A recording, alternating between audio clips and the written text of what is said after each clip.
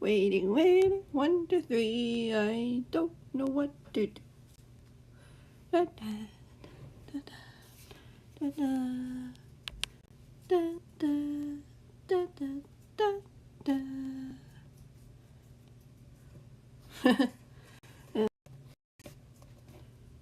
Listening to myself. 1, 2, 3, I don't think you. No spoilers for you. Yeah, I'm still working on that story right now, if you're wondering. It's not fully done. I feel like it's done, but I don't know if I want it to be done yet. And then I don't know what I'm going to do after. But yeah, it all just goes with the flow. Really, that's how these stories go. Like, I don't fully plan out the whole plot all the time. Sometimes I have an idea. Sometimes I do not. Sometimes I know the direction I want to go into. Sometimes I do not. It's typical. Typical. Yeah.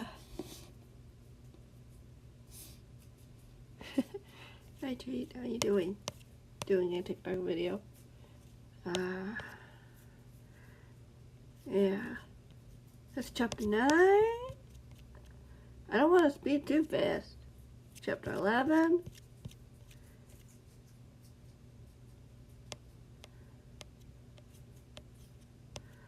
And like, I was just reading first book of Fazbear Frights not too long ago. Just reading it because why not? Why not read it? I have the whole box. Just read it. Just read it. It's just something to do. I should be reading horror stuff. That's not my cup of tea usually. I'm just trying different things. Just exploring different story genres. Trying to just try out stuff. I read books that I've always wanted to read, but I haven't been able to read. Or reread books that I haven't read in a while.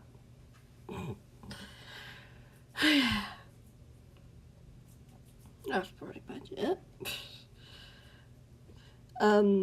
We should probably get right into stories.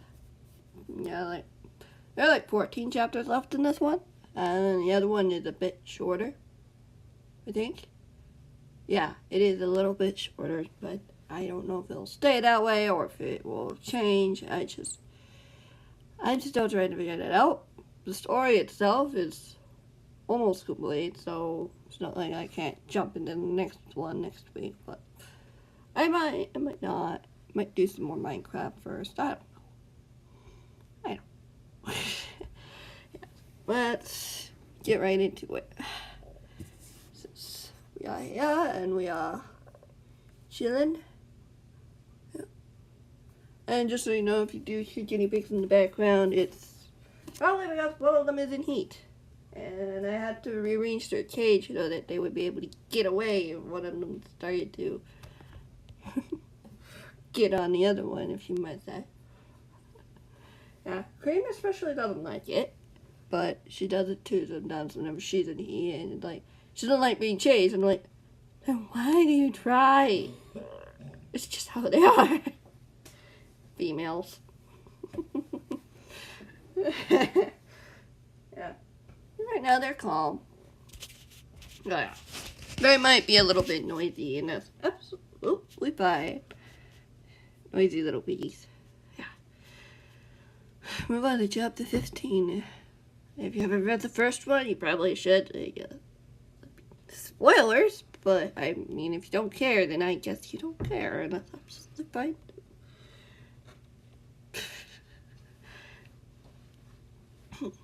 Yeah. The perspective is obviously made up, if you can tell. The whole book is just one perspective this time. Beat-ups rubbed the sleepers from his eyes as he walked out of the sleepover room. Matthias had come by a few hours ago to hear what happened. He had been told to go back to bed, but B-Dubs knew he wouldn't be able to go back to sleep. Matthias has gone to talk to Rhodes about the situation. He looked up when a door opened. B-Dubs, there you are. Kate's eyes brightened as she saw him. Did you get news about the cure? Impulse started working on it. B-Dubs mumbled, not looking at her in the eye. Her expression softened. What's wrong? Kent belched. B-Dubs said bitterly. He kidnapped Liam last night. No! Kate gasped, putting a hand to her mouth. How did that happen? Long story, B-Dubs sighed, not really wanting to talk about it. He headed toward the workshop when the door opened. Hey, Bubbles, Impulse said with a hopeful smile. Did you get some sleep? Couldn't. B-Dubs shook his head. I feel you, man. Impulse nodded, spotting Kate behind him. Morning, Caitlin. Morning. She smiled weakly. Dad told me he was hoping to leave today once Mom got the antidote. Well, it's just about done. Impulse nodded. I found some notes for an old concoction. Excuse me. I tweaked it a little, but I think it'll work. Hope filled her eyes. Can we try it now? Is your father still sleeping? The hermit frowned. No, he's in another meeting, she sighed, shaking her head. Okay. Liam nodded, grabbing a bottle from the brewing stand. It seemed to glow like gold as it sloshed in the glass container. Let's hope this works. Caitlin nodded. I didn't know you were good with potions. I've done a little here and there. The hermit shrugged. I was the one to create the antidote you're using now. At least the golden apple variant. She smiled. You guys never cease to surprise me. You have no idea. B-Dubs giggled, following his friends to the room. Caitlin opened the door, letting Impulse go in first. Color had returned to Lyra's face, her expression peaceful and still. Impulse walked over to her, lifting her head gently, letting the liquid trickle past her parted lips. After he was done, he set the bottle aside, checking her forehead. No fever. That's good. Will she wake up? Caitlin walked beside him, crouching next to the bed. Mom? Can you hear me? She might be able to. Impulse knelt next to her, looking down at the face of the sleeping woman. Might? Kay looked up at him. Hard to say. I have no way of knowing. The hermit mused before letting out a gasp. Did you see that? Her eye twitched. Huh? Kate looked back at her mother, hearing a soft groan as a response. Mom! Impulse got to his feet, taking a step back as the woman opened her eyes, a periwinkle blue, as she blinked, looking confused. Wait. Mom, it's me, Kate said quickly, grabbing her mother's hand. We're at Gem Space. Impulse just gave you something to help. It worked? She looked up at the two hermits. You probably feel a little tired, B-Dubs pointed out. That's normal. Normal. She smiled, groaning as she sat up with a yawn. Kate, have they been treating you well? Yes, Mama. She beamed. They've been teaching me how to defend myself. Dad came here as well. He really wants to see you. He's here? A spark of fear shot through her face before it vanished a moment later. She smiled sadly. B-Dubs wondered if he had mentioned it. Yeah, he's in a meeting right now, but I'll tell him you're awake, Kate proclaimed. He'll be happy to see you. Then we can go home. Home, Lyra said quietly, looking out the window. I'm not sure home is safe for you. Rose said she'd make sure you were safe. Safe? From who? Caitlin frowned, putting a hand on her mother's shoulder. Did your father tell you about the special school? She asked calmly. Yeah, some private school a million miles away. Caitlin nodded, watching her mother's gaze. What are you sad, Mom? I'm all right, sweetheart. I spell Lyra's name differently in multiple occasions. Whatever. It's consistent throughout the way, usually. Must have been just my fast typing. Not a big deal. Lyra brushing her daughter's hand away. Just recovering. That's all. Is everything okay, Mrs. Kimberly? B-Dubs asked, tilting its head at the woman. Thank you, both of you, for helping me. Helping us, Lyra smiled. It's what we do, Impulse replied, looking over at B-Dubs. I've got to tell Rhodes about this. Go, give me a holler if something comes up. Beat-Ups nodded, seeing his friend leave. I wish Liam could be here to see you right now, but he's busy at the moment. Is he? Mrs. Kimberly nodded. Rose told me how he was so much like his mother, always willing to drop anything to help someone. I know, Beat-Ups grinned. He did that for us. He saved our lives, pretty much. Liam's really nice. Kate hugged her mother. You would love him. I hope you meet him someday. Lyra smiled knowingly at her daughter. Kate blushed, looking away. Tell your father to get ready, if that's what he wants. What about you? Kate insisted. Don't you want to go home? There's no home to go back to, her mother's face fell. But Dad said... Caitlin started, but her mother held her hand up to stop her. You saw what they did. They burned everything. It'd take months, if not years, to rebuild. It's not safe for you there anymore. That's why I wanted to find Rose, to get you to the school. Private school? Caitlin met her mother's gaze. No, a different place. A place where children can feel safe and trained. She smiled gently. I feel safe here, though, Kate insisted. I have friends, and they're helping me. Lyra nodded. I don't want to take that from you, but your father... Dad wants me to go to private school? Caitlin asked. Beat-Up swallowed as an uneasy feeling filled him. Blake told him to talk to Rose about it first. Beat-Ups interjected simply. Besides, she'll be given a communicator to keep in touch. Lyra nodded, seeming to relax. Kate, go find your father. Caitlin nodded, reluctantly, getting to her feet and looking over at Beat-Ups. Before she made it to the door, however, a scream echoed down the hall. Impulse! Kate instinctively tore out of the room, down the hall. Caitlin, wait! Beat-Ups called, going after her, stopping as he spotted Caleb and Blake coming up the stairs. He heard glass shattering as an alarm blared to life. Go, your friend needs you. Lyra encouraged with a smile. I'll be okay. You sure? Beat-Ups asked nervously. What is he doing here? What are you doing here? Robert's voice shouted from down the hall. Get out! We're under attack! The bunker. Beat-Ups whispered, looking toward the workshop, hearing a rocket followed by a familiar scream.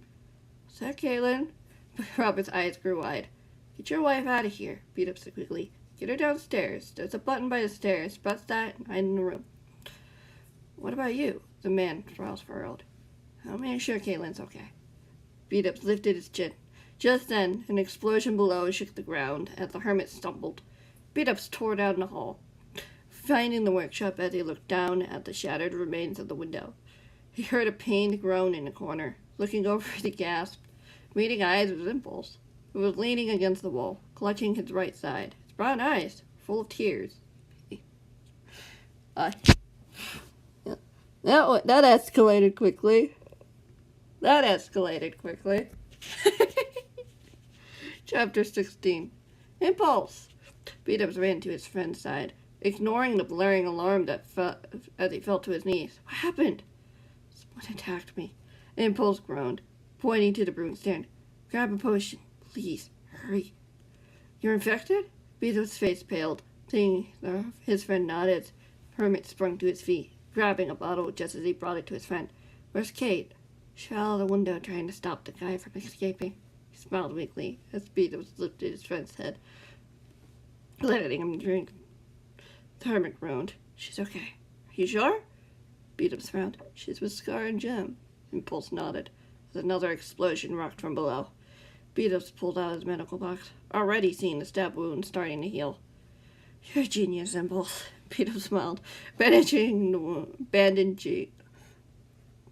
the wound before pulling his friend to his feet. We need to get you out of here. I don't think that will be happening, a voice said as the shadow flew in from the window. Beat-Ups gasped, seeing Julius standing in the room, blocking the window. You and your friends are outnumbered and will be overwhelmed soon enough. What do you want, Julius? Beat-Ups narrowed his eyes. Oh, nothing much. Just Campbell wanted me to fetch you. Julius grinned. Liam's been quite useful. What did you do to him? Pulse growled, trying to pull away from Beat-Ups before groaning in pain again. You care about him, hmm? Julius mused, shaking his head. Shouldn't be surprised. Your kind has a problem with getting too close. You're too easy to break that way. Where is he? Beat-Ups pulled his friend back, trying his best to shield him in case Julius tried to attack. That's none of your concern, Julius shrugged, putting out his indicator. 2 of them are in the workshop. I'll need backup. One of them is injured. He smelled darkly. How are you feeling, Impulse? That the same poison that killed your friend is killing you. Stay cool. Impulse whispered into his mind, his voice shaky. Beat-Up squeezed his friend's shoulder firmly. You won't get away with this. Well, I don't think this is my plan, Impulse. Julius took a step closer. I'd recommend you surrender now, and we don't have to hurt your friends. You wouldn't want anything to happen to the girl, would you? Leave Kate alone, Beat-Up said firmly. I will, if you come with us. 2 more men flew into the room as Impulse closed his eyes, leaning harder against Beat-Up's. You okay? Beat-Up asked. The antidote is making me feel really tired. Impulse said sleepily in his thoughts. I don't think you have much time, Beat-Up, before it kills him. Juliet smiled darkly. My father has created a remedy that could save him if you come peacefully. Why would I believe you? You wanted him dead. Beat-Up snapped. You said so yourself. He'll get what he deserves, isn't enough. Julius shrugged, nodding to the men. So, what will it be? Beat-Up's. Impulse groaned. The hermit looked over, seeing the hint of a smile on his face. Just then, a fireball flew into the room, hitting one of the men. The man screamed as he flew across the room, slamming against the wall, his entire body engulfed in flames. What was it? Julius' face paled as someone flew in. Jem! Beat-Up gasped, seeing his friend perched on the windowsill, holding a gas blaster as she aimed it at Julius. This is an invention courteous of Doc. Jem tilted her head. I think wisely before making your next move. Julius scowled. Your toys don't scare me. Don't lie, we all saw the look on your face. She smirked. Now step back and let my friends come to the window. She nodded at Beat-Up as the hermit reluctantly went toward the window, partially carrying Impulse, who had passed out, or at least seemed to have. You'll never be able to save him in time, Beat-Up, Julius scowled. Do you want to risk that? I'll take my chances with the people I know won't backstab me. Beat-Up narrowed his eyes. I don't trust traitors who throw away their simple act of kindness. You've done nothing to me, the young man snarled, lunging at Jem as Jem fired, just over the man's head as he yelped, his hair now singed black. His tips of his hair. You missed! Be glad I did, because that's the last of your kindness, the kindness you're going to get from me. Jem said simply, scooting her friend to let her friends go through the window. Get them! Julius pressed a button on the device. Get them now! Light a docs. He'll keep you safe, Jem whispered to Beat-Up. What about Kate? Her parents? Beat-Up frowned. Kate is already taking them somewhere safe. She nodded. Scar and Green are waiting for you. Beat-Up nodded, grabbing his rockets and holding his friend close to him as he launched off, hearing Julius scream again as Jem launched another fireball before flying just behind them. Chapter 17. They managed to get a lead by 2 minutes before the men started flying after them. This isn't good. Beat-Up launched another rocket. Jem, we've got company. Keep flying. Don't stop. Jem flew up where the 2 of them were. Is Impulse okay? He's fine. Beat-Up smiled. But Julius said, concern filled her face. Julius didn't know I gave him the antidote, or that we made one. The hermit nodded. You can't know yet. Jem nodded and smiled, looking relieved. Suddenly, a rocket exploded above their heads as the 2 hermits yelped. Beat-Up's almost dropping Impulse. I don't think we're going to make it in time. I don't know why it's all so panicked. Jem frowned, pulling out our communicator. False, Cleo, are you still here? Yeah, we haven't gone far. We see you. Cleo's voice said firmly. Need a hand? Yes, if you can. Jem agreed, dodging as a rocket flew between them as Beat-Up ducked. I don't like this, Beat-Up said nervously. I don't want to drop him. Hold on. Jem looked back, pulling out her gas blaster again, firing it as one of the men screamed, a ball of flame plummeting to the ground. 1 of 6 down. Beat-Up glanced back as as she fired again. The man she was aiming at dodged just at the nick of time as he fired his crossbow. Beat-ups dove again, missing the fireworks explosion. Beat-ups, look out! Jim warned. Beat-ups looking back as he saw an incoming rocket, attempting to dodge it. As it exploded, he screamed, letting go of impulse. No! I got him! A voice shouted as the shadow dove from below, catching the unconscious hermit. False! Jim sighed in relief as Beat-ups caught himself, groaning in pain. Are you okay, Bubbles? I'll be fine. The hermit smiled weakly. Get Impulse to safety, Cleo said firmly, just above them as one of the men plummeted to the ground after being shot by an arrow. I've got Gem and Beat-ups. Be careful, False called back, disappearing into the trees, concealed from view. Another soldier fell as Gem grabbed Beat-ups' arm. Come on, we need to go, Gem said softly, as the pearl shattered squarely to her back as she gasped, stumbling out of the sky as one of the Campbell's men appeared. You're going nowhere, the man snarled as he and Gem plummeted at the hermit trying to pull the man off as he flew off into the sky. Gem! Beat-ups lunged after them, yelping as something exploded behind him, and his vision went fuzzy. Beat-ups! A voice called from above, faintly as he felt arms wrapping around him, just as they tumbled into some bushes. Beat-ups groaned, opening his eyes slowly as he stared at the ceiling above. The room was somewhat big, beams shooting across the ceiling, clinging to the walls, a chandelier above, by some chains as he felt something cold touch his head. Hold still, a familiar voice whispered. You're still badly burned. Your body needs time to heal. Mrs. Kimberly? Beat-ups moaned, looking up to see the woman's face. She no longer looked tired. In fact, her blue eyes sparkled with electricity as she smiled down at him. Call me Lyra, she insisted. You were out for a good few hours after Cleo dove in to save you. It's Cleo. Gem. Beat-ups coughed, trying to sit up, but Lyra pushed him back down again. Rest, Beat-ups. Cleo's fine, everyone. It's fine, she smiled gently. Gem? Beat-ups croaked. He noticed her smile falter. It'll be okay, she told him, dabbing a cool towel over his forehead. No, it's not okay. Beat-ups shook his head. Where are we? We're at False's base, she said calmly. Scar and Brianna are staying with Doc. They're safe. Impulse? Beat-ups sighed. Also safe. She nodded. She's been up for an hour now working on the antidote recipe for Rose. Any news on Liam? Beat-ups met her gaze. You're just like my daughter, darling. You ask so many questions, she giggled. Try to rest. You need it right now. Can I have some suspicious stew, please? Beat-ups asked. Of course. She nodded, picking up a bowl that had been sitting beside her. Lifting his head, Beat-ups drank the soup, watching as Lyra pulled the empty bowl away. Get some sleep, please.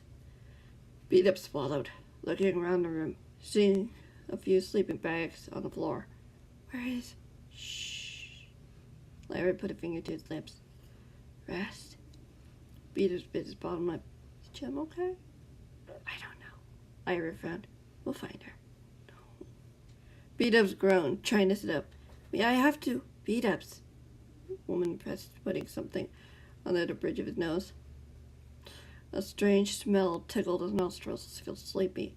I'm sorry. Right now you must sleep. Your friends are doing what they can. Trust me when I say that. Yes, ma'am. Beat-ups said drowsily as he fell back to sleep, darkness consuming him once more. Chapter 18. Beat-ups opened his eyes again, finding himself now alone in the room as he groaned. Sitting up, he looked down to see bandages on his arms, wrapping around his chest. The burns seemed to be healing well, supposed to be gone completely in a day or two, as he pushed the covers aside, spotting a fresh shirt lying on the nightstand beside him. He picked it up and put it on, wincing when it brushed against the tender spot. He tried to ignore it. The window curtain was pulled back. The afternoon sunlight poured through. How long had he been sleeping? Where was everyone? Specifically, where did Lyra go? He shook his head, getting to his feet as he wobbled to the open door. He heard the faint sound of voices as he entered the hall. "But I want to help! She's my friend!" Caitlin shouted. "You're too young, Kate. You'd only be putting yourself in harm's way," her father's voice stated firmly. "But Dad," Kate pleaded. "Mom, please tell him I can do it. I have to do it." "You do not have to do anything," her father said sternly. Beat-ups crept over to the other side of the hall. "You saw what happened when you tried to help. If it hadn't been for Scar, you would have gotten seriously hurt. That man hurt impulse. I couldn't just..." Her father cut her off. "I said before, and I'll say it again. You are too young. Wait until you're 16, and then we can talk," her father replied. "Although I prefer 18, when you can make your own choices." "Jem needs my help now," the girl insisted. "I can't just leave her and go home. I can't." "Sorry, Kate, but I'm your father, and I am legally in charge of you," the man said sympathetically. "You have to understand, we can't help everyone we see. Otherwise, it overwhelms us." They could be torturing her." Kate stomped her feet. "Impulse won't tell me anything. I can tell it's bothering him. I can't just..." "You don't have that choice," the man warned. "Robert," Lyra's voice said gently. "Do you know who she reminds you of right now?" "What are you getting at?" the man snapped. She sounds a lot like your mother," Lyra chuckled. "Nothing would keep her from what she wanted.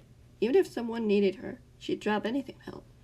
It was her job to do that," Robert said firmly. "She was a doctor." "Kate has a healer's heart," Lyra said calmly. "She's also loyal, like you. Give her a chance to prove it to you." "She nearly died," Robert snapped. "You're exaggerating it, Dad," Kate insisted. "I only felt 2 stories. The guy was too stunned to even try to hurt me before Scar shot him." "See, darling?" Lyra mused. "Our daughter was brave enough to ask a stranger for help to save me. If it weren't for her, I wouldn't be here right now." Robert sighed. "I can't let you do this, little dove. Don't you want to help these people?" Kate insisted. "They've done so much to help us. Why would you just toss it aside?" "Don't be selfish," the man warned. "You're the one being selfish." Kate stormed out of the room and Beat-ups looked back. "Caitlin, get back here this instant," her father boomed, his feet stomping on the floor. "Let her go," Lyra replied. "I can't let her behavior go unpunished," her father seized in frustration. "She's becoming a teenager. It's normal for her to get emotional," Lyra told him calmly. "Relax." Getting up. "She's worried about her friends." "What do I do about that, then?" the man scowled. "Let her help," Lyra said quietly. Beat-ups peeked in through the door, seeing her kiss him on the cheek. "I know that's not what you want, but it's what she needs right now. The last thing I want is for her to run away and put herself in more danger to help them. I'd rather know she's safe. Wouldn't you?" Robert let out a heavy sigh. "You're right, my love. As much as I hate it, I know you are. She knows you love her, so show her by letting her go." Lyra brushed her fingers through the man's hair. "She'll come back when she's ready." "I don't want to lose her." His bottom lip quivered. "She's in safe hands, Robert." She kissed him again. "They won't let anything happen to her." The man nodded, looking up as Beat-ups slunk away, his face warming in embarrassment. "Beat-ups?" "Yes, sir?" Beat-ups squeaked nervously, stepping outside. "How are you feeling?" Robert asked him calmly. "Better." Beat-ups shuffled his feet. The man smiled. "Good. Stay that way, will you?" "Yes, sir." Beat-ups nodded, swallowing. "I won't let anything happen to her, I promise." "Thank you," the man nodded. "She was worried about you, too, you know. Go see her." "I will." Beat-ups glanced over at Lyra, who nodded. "Thank you, Mr. Kipperly." "Don't mention it." The man smiled, waving him off. Beat-ups scrambled away, not looking back, until he neared the hall. Chapter 9. "Beat-ups?" A door opened as Beat-ups turned to the sound of his name. He saw Caitlin looking up at him, her eyes full of tears. She peeked down the hall before stepping out. "Is everything okay?" Beat-ups asked her gently, gesturing her to sit down. She sat down against the wall as he sat beside her. Her bottom lip quivered. "I'm worried about what they might be doing to Jem, and Dad won't let me help. He's only trying to protect you." Beat-ups put a hand on her shoulder. She slunk away. "I can protect myself fine," she pouted, crossing her arms. Dad doesn't get it. He's never had to worry about one of his friends getting kidnapped. He doesn't want you getting kidnapped either, Beat-Up said calmly. I'm sure he's worried about her too, but he's more worried about losing his daughter. She didn't say anything for a moment before letting out a heavy sigh. I'll be fine. I have you guys. He knows that. It takes trust for him, though. Trust that we will do what we can. Beat-Up smiled gently. And trust that you really can take care of yourself. She sniffed and nodded. Daddy has trust issues. Trust me. These worlds have proven just how untrustworthy people can be. Beat-Up giggled. But even in that darkness, there's always a light. Even when all things seem lost, there's always hope. There's also hope. Apologies. Caitlin nodded, resting her hand onto her lap. My dad's just going to have to deal with me helping you then. Beat-Up nodded. Hey, I've got you back. You got mine. She agreed. Deal. The smile faltered as she turned her head to the end of the hall. Impulse hasn't left the workshop since he woke up. He's been working on the antidotes all afternoon. Beat-Up nodded, getting to his feet, offering a hand. We should see if we can help him then. He said he wanted to be alone, she admitted nervously. Beat-Up shook his head. See how he's doing. He knows. She took his hand as he helped her up. They walked down the hall until they made it to the door. Kate stood there nervously before Beat-Up opened the door. Impulse looked up from the work table, standing up straight. Beat-Ups! He ran over to the hermit, tackling him into a hug. You're okay. Why wouldn't I be? Beat-Ups teased, holding his friend tighter. Kate's been telling me you've been having it rough. Impulse pulled away, looking over at Caitlin. Why don't you two come inside? Sure. Kate stepped into the workshop, following by Caitlin as the hermit closed the door behind him. What's going on? Impulse shook his head, walking over to the table. It's complicated. We're all worried about her, Kate said quietly, putting a hand on the hermit's arm. Beat-Up could see tears in the hermit's eyes. Impulse tossed in the last few potions he'd been brewing into the box. I finished writing the recipe for the antidote for Rose. That's good, Kate smiled hopefully. Impulse shook his head. Solving the cure won't find Gem any more than just standing around here, Impulse said quietly. I don't know what else to do. Liam was taken and now Gem. Who else will they go for next? What does Campbell want with them? The lump formed in Beat-Up's throat. Have you been able to link with her? Impulse sat down in the empty chair, putting his head in his hands. If I was, do you think I'd be here right now? I can only feel her emotions. She's worried about something, more than being in pain. Worried about what? Kate frowned. Impulse's shoulders slumped. I wish I knew. I can't speak with her. They managed to block me with some sort of barrier. Is there any way we can break it? Kate crossed the room. I don't know. Impulse lowered his hands. I don't know what else to do. I can't help her. Don't say that, Beat-Up said firmly. You have to try something. Lizzie told me they tried looking for Liam with Stacy's wolves, and then came to a portal. If we could find out where they went to, Kate gasped. We could find them. I don't know if Liam is even with Gem, Impulse sighed. Would Campbell really put everything in one basket? One way to find out is to try, Beat-Up offered. We could start by visiting Stacy and Lizzie at the school. Hope filled the hermit's eyes as he nodded. I'm sorry. A lot's on my mind, and I want to do what I can to help. You are helping, Kate insisted. You've created the cure. You've probably just saved many lives by just the discovery alone. Once we get it to Rose, we can stop whatever Campbell is trying to do and save both our kinds. Impulse looked at the girl. You're right. He sighed, looking over at Beat-Ups. Just needed time to think. We should probably let Blake and Isaac know what we're doing. Beat-Ups smiled gently. And Matthias. Do you think Matthias will come with us? Kate asked curiously. He's needed here, especially if Campbell comes back with suckers. Impulse tensed as the girl gave him a hug. He's not taking anyone else. We'll stop him before he can, she said gently as Beat-Ups walked closer. You can't promise that, Kate. Impulse mused with a sad sigh. At least Jem doesn't seem to be in particular danger yet. Something is bothering her, though, Beat-Ups reminded him. Let's see what we can do, okay? It's worth a shot. Impulse nodded, prying himself away from the girl as he got to his feet. He picked up the box, storing it away. I'm ready. Did you get everything, Kate? Weapons, tools? Beat-Ups asked, the girl with a knowing smile. You let me come? Her eyes widened. You want to help? Your father won't stop you from doing that. Beat-ups hesitated. You made me promise that I wouldn't let anything happen to you. She smiled. I'll be fine. I know you will. But none of us are invincible here. Caitlin Kimberly. Beat-ups great. Chapter 20. Oh boy. How is everybody doing? You're doing fine. We are doing absolutely fine. Good. The hermits and Caitlin had no issue finding Isaac and Blake, who were in the main room of Impulse's base as Beat-ups followed Impulse and Caitlin down the stairs. After Impulse related the boys about their plan, Blake nodded. I guess it wouldn't hurt to hand off the antidotes over there anyway. We need to make sure Campbell doesn't find out who made them, Beat-ups added, glancing over at Impulse.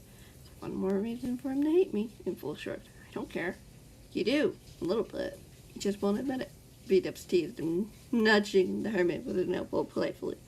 Except that he wants me anyway, Impulse said quietly, looking over at Blake as he said it. The less he knows, the better, the boy agreed. And the longer for him to find out, the better too. It's already an uphill battle for him. He knows someone will do it eventually. Impulse smiled weakly. It just happens I'm the one who did it. He should probably get there before dark then. Isaac frowned, looking out the window. Shouldn't we check with Matthias first? Blake frowned. He did tell us not to leave the premises unless it was an extreme emergency. Wouldn't you consider finding Jem and Liam an extreme emergency? Kate tilted her head curiously. Matthias has been gone for hours. Looking for Jem, Blake pointed out with a smile. He is her protector, and he won't rest until he finds her. You can tell him, Impulse replied. It's not going to change anything if he tells us not to go. Still going. Blake tilted his head curiously before nodding. I figured you might say that. He pulled out the communicator, typing in some coordinates. It was picked up almost immediately. Do you have any news then, Jem? Matthias asked his speaker. Beat-ups looked up at the hermit expectantly. Impulse only said he can feel her emotions, Beat-ups told him, but he can't reach her. Not much new then, I suppose. Blake shook his head. I've got a few friends here who want to try in their hand in helping. It's better if they stay put. They'll be safer that way. Matthias cautioned. Campbell seems to be going for anyone who's close to Rose. Her nephew and Jem have been the only ones reported missing so far, but I suspect there might be more to come. I can't just stand here knowing she's out there somewhere. Impulse walked over to the device. It's driving me crazy. Well, you can keep trying to connect with her and let me know if anything changes. See if Pearl can help, Matthias offered. Impulse shook his head. There might be a way that could help us find her and Liam faster. There was a pause. On the other end, how dangerous is it? It would be pretty dangerous, Impulse admitted. Hard to say, really. Matthias sighed. I'm not going to stop you, but I will advise you to stay here. We're safe. Sorry, Matthias, but staying here is not helping my sanity, Impulse told him simply. Beat-ups, Kate, and I want to find her. And to find Liam as well. It's possible they could be together. What makes you think that? Matthias mused. She's worried about something. I don't know what, Impulse admitted. I feel more worry than fear or pain. At least they're not hurting her. The man sighed. Oh, they are. The feeling is very muffled, seeping through some sort of barrier, Impulse replied. If you have any new leads, let me know. Promise me that, the man said firmly. We can do that, Caitlin said, beaming. Good, and you be careful, Caitlin. It usually takes months, if not years, to fully master any weapon. You do not have the same skill of a sword or a bow as your friends here. I'll be careful, she said matter-of-factly. Maybe I won't even need to use one in this mission. Matthias chuckled. We shall see. Take care, all of you. If anything happens, let me know. The last thing I want is for any of you to get hurt. That includes you, too, Blake. Yes, sir, Blake confirmed. We'll let you know if anything changes, and won't try anything too risky. You know what I mean. The man sighed. Just bring them back alive and unarmed. Yes, sir, the boy repeated with a knowing smile. You can count on me. I know I can, the man agreed. But even the strongest of us has flaws. We can't solve every problem. Thank you, Matthias. See you soon. Blake nodded. The man wished the group well before the call ended. Blake rolled his shoulders back, stashing away the device, as he added, Isaac is right. If we want to get there before nightfall, now would be a good time to go. And what are we waiting for? Kate ran over to the front door, yanking it open. Let's kick some Campbell butt. Beat-ups and Impulse laughed, following the girl. They ran outside the late afternoon air, donning on her new pair of wings. The hermits and their escorts did the same, heading toward the portal where Beat-ups knew the adventure was only just getting started. Hey, girlie.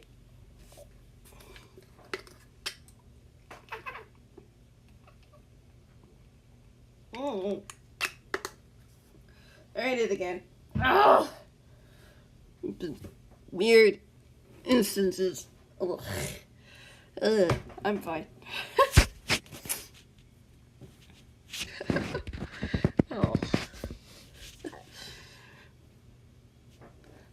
Chapter 21.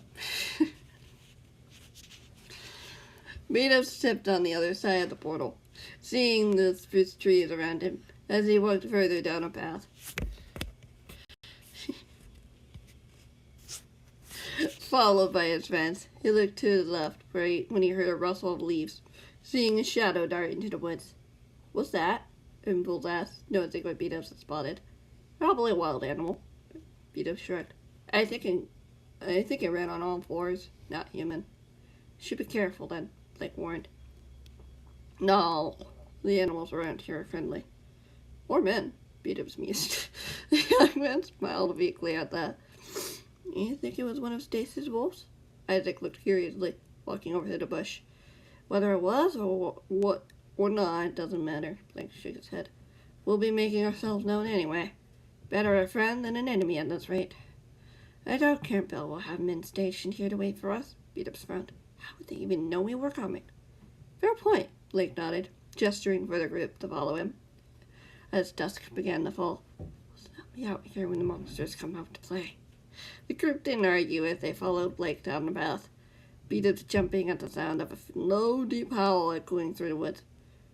You're pretty jumpy, Caitlin teased, nudging him playfully. I keep thinking about how Liam and Lizzie got ambushed. The hermit swallowed. Can't remember how the men knew. He probably knew their schedule. Knew Lizzie and Liam went to get help to come help the animals. Isaac noted.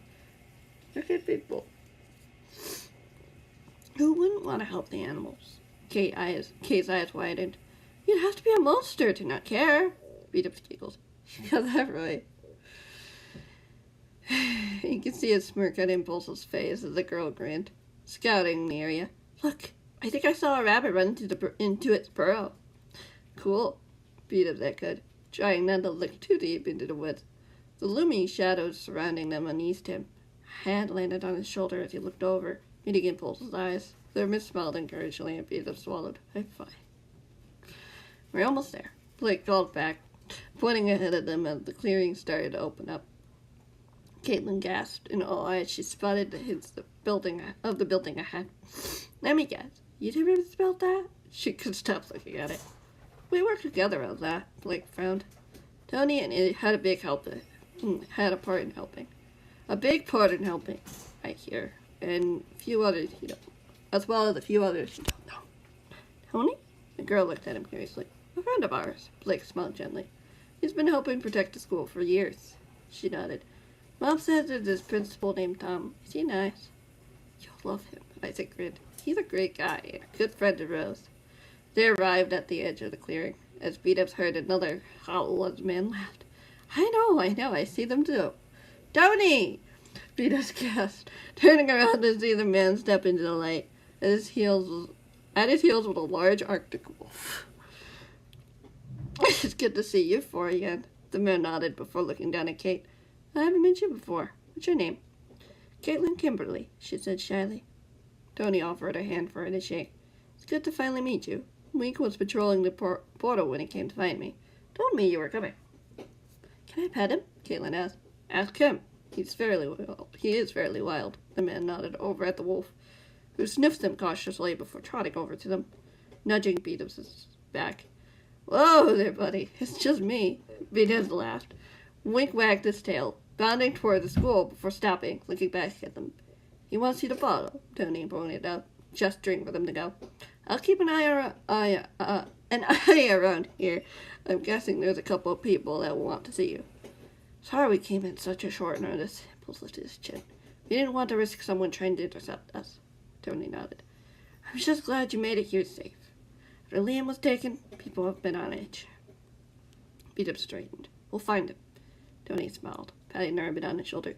I know you will. Someone will. We think we have a lead, Kate said brightly, her eyes shining. Shh, don't tell me around here. Someone could hear you. He gestured around him with a smile. Go see the girls. Wink's already getting impatient.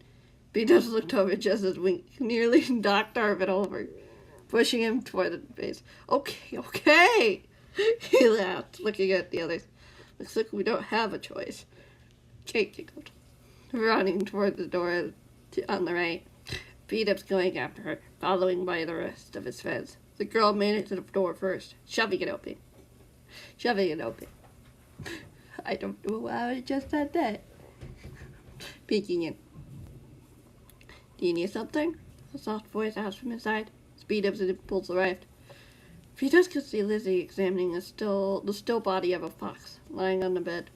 Kate gasped. What happened? She went into the room, going over to the animal. One of Stace's wolves found him lying near a river, Lizzie said sadly, putting her hand on his furry forehead. I've tried everything I can, but he's just getting worse. Impulse might be able to help.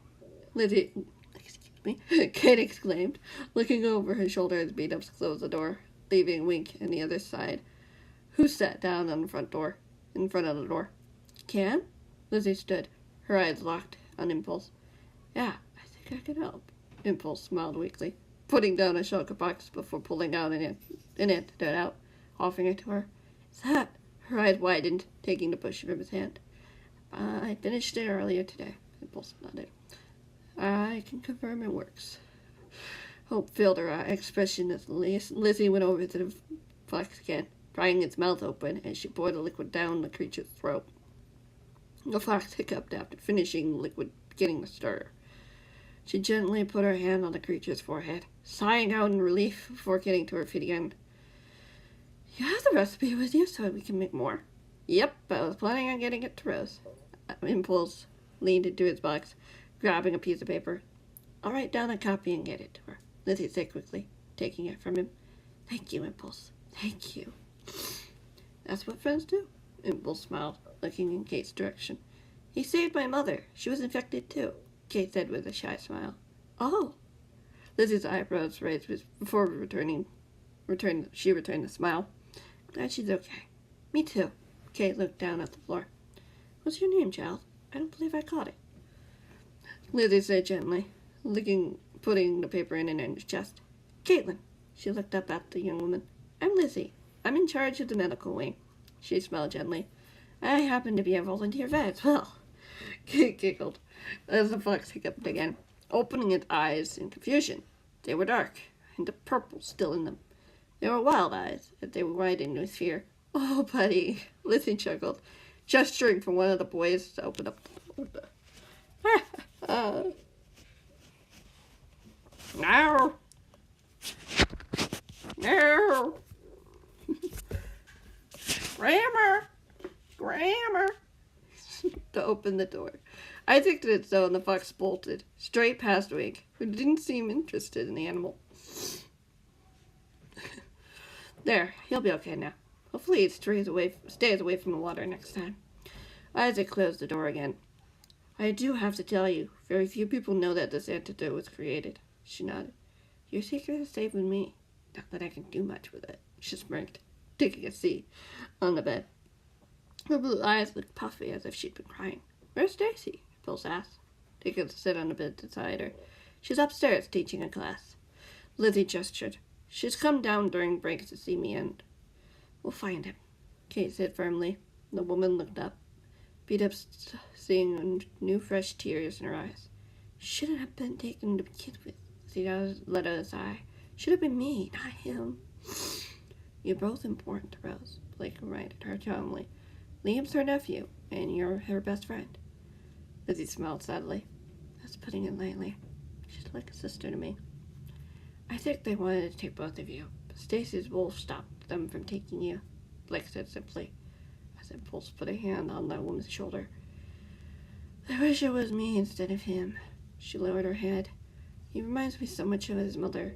Funny, sweet, kind, always looking out for others, no matter who they are. She sniffed as Impulse put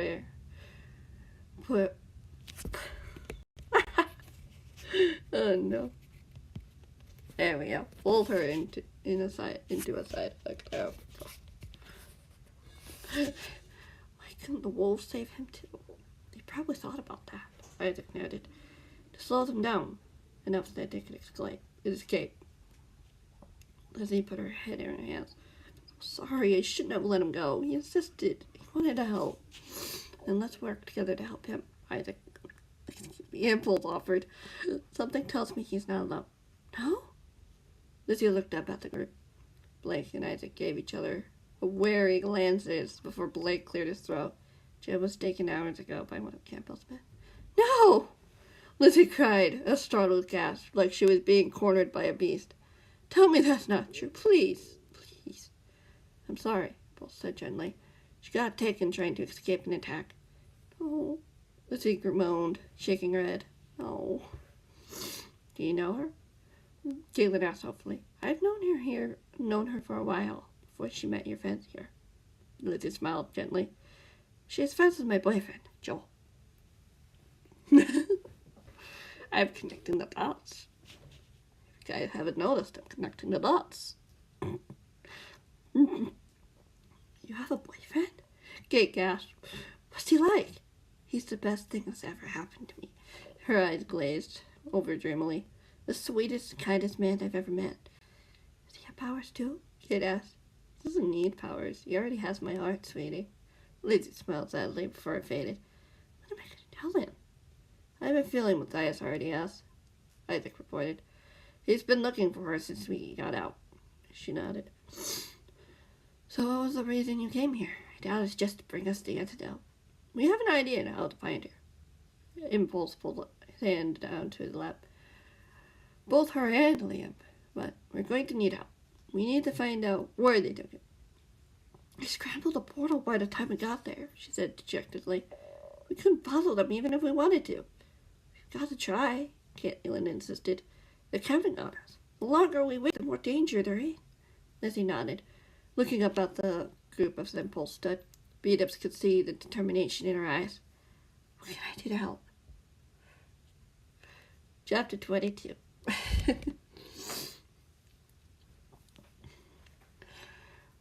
The group made it to the portal half an hour later as Wink sniffed from the frame of the portal, letting out a low growl as Stacy walked over to the portal. Stacy had decided to come with them to help, leaving one of the older girls, Haley, to keep an eye on things for the both of them while they were gone. He says they went through here, Kate gestured to the device. The coordinates are scrambled, though. I can't figure them out. Can I have a look? Pulse offered. Stacy nodded, taking a step back. Beatles watched his friend near the control panel, looking at it carefully. You know the exact time he was taken? It took us about 30 minutes to get here, Stacy admitted. Maybe 8:30? Impulse nodded, opening the settings of the device. What's he doing? Caitlin asked curiously. Doing what he does best. Impulse Beatles nudged her knowingly. One of the guys showed me how to access the settings beneath, Impulse explained, before he smiled. Aha! There are about 10 coordinates here around that time. I recognize one of them. Stacy walked over to him, looking over his shoulder as he pointed. Her eyes widened. What is it? Lizzie asked. The coordinates to a lovely world. She looked over at her friend. They have to have taken him there. Why? Kate frowned. Sam is there, and he probably want to keep an eye on her. Stacy put a hand to her forehead. I should have known. But Gerald's known for doing that, to get under people's skin. Beat-up tilted his head. Not Campbell. Campbell's smart. If Rose refuses to budge on whatever demands he might have, he'd have easy access to her other nephew. A horrified look across her features. Wink growled again. What about a brother? Liam asked. Excuse me? Lizzie asked. Wouldn't Liam want to go for? I'm so bad at this. Help. Wouldn't Campbell want to go for him too if she still refuses to comply?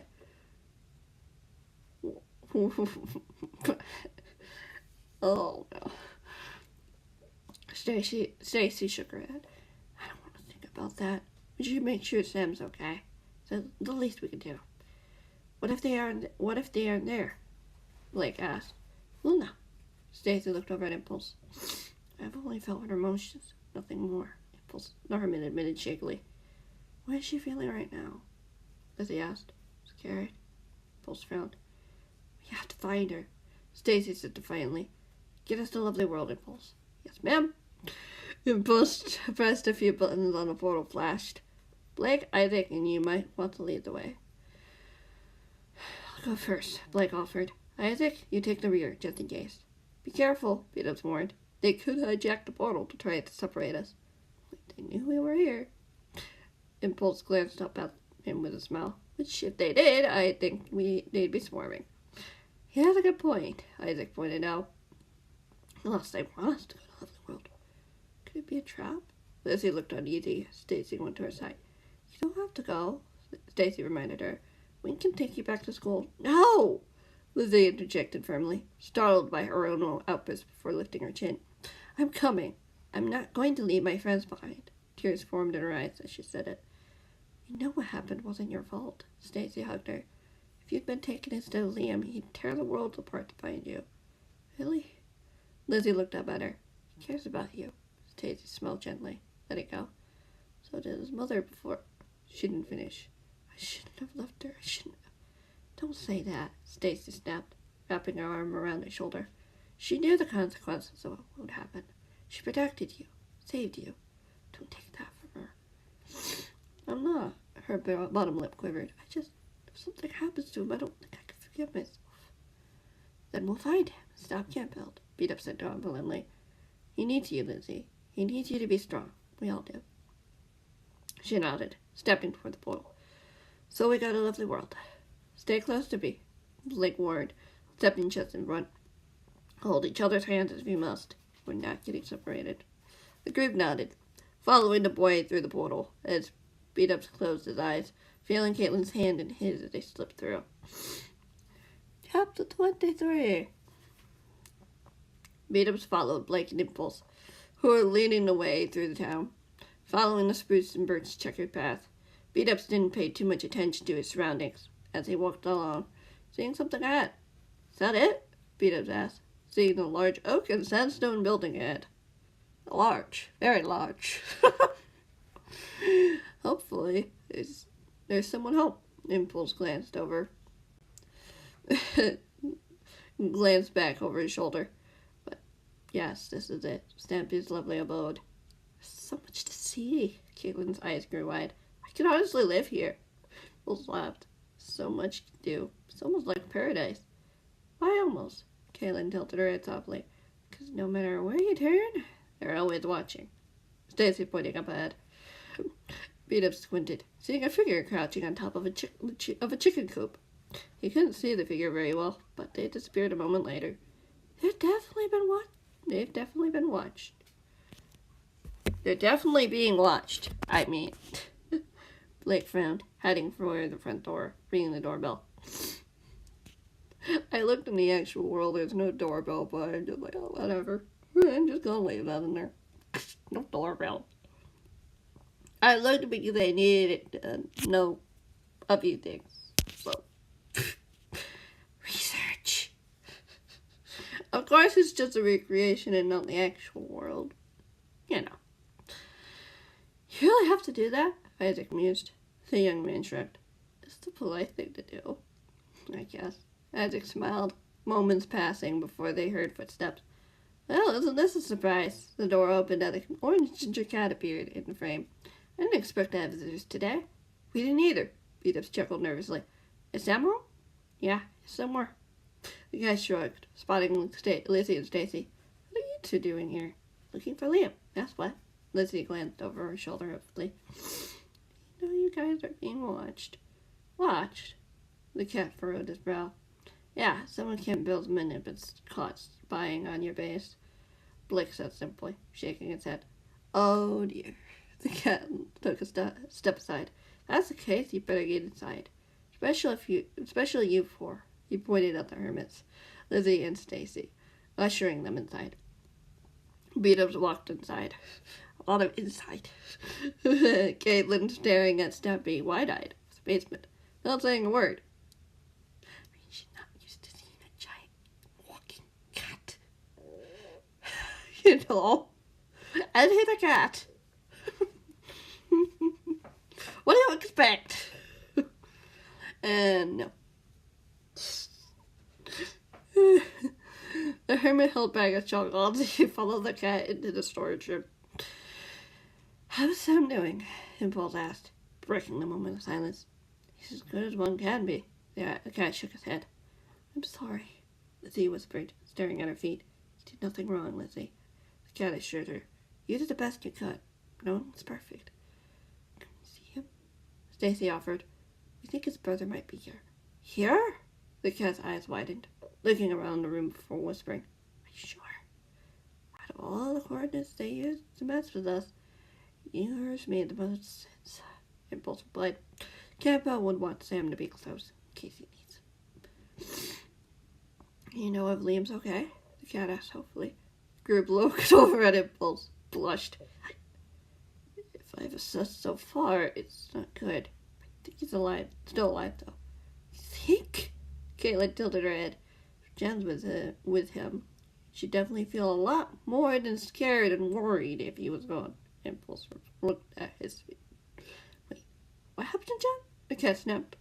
She was taken earlier today after I... Impulse cut himself off before finishing his sentence. I've been trying to reach her, but I can only feel what she's feeling. She's worried about something. Or somewhat, Beat-ups pointed out. As I said, it's not clear. Not when they've blocked me from trying to get to her. Impulse groaned. No doubt they're using the headband.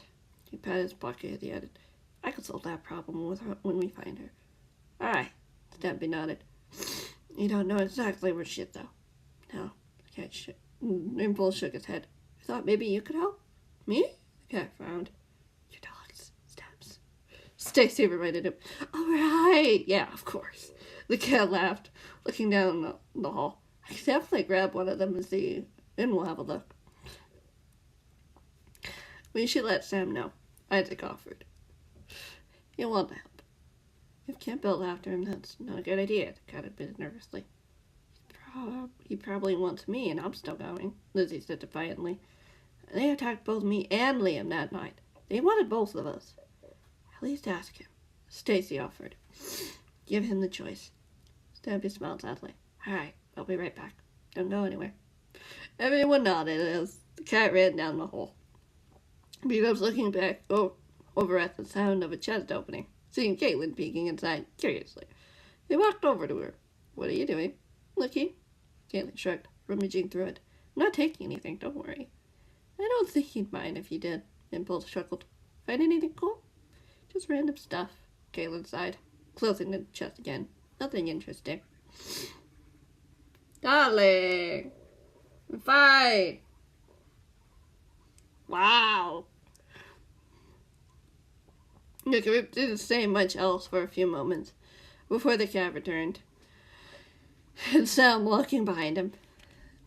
There seemed to be a cloud looming over the boy, barely looking up to see the others. You really think he's here? Sam's voice sounded small, but hopeful. If he isn't, then we're at least to have narrowed it down to 9 other worlds, Stacy frowned. I feel like he will be here, though. Sam gave her a small smile, standing a little straighter. Then what are we waiting for? Let's get going.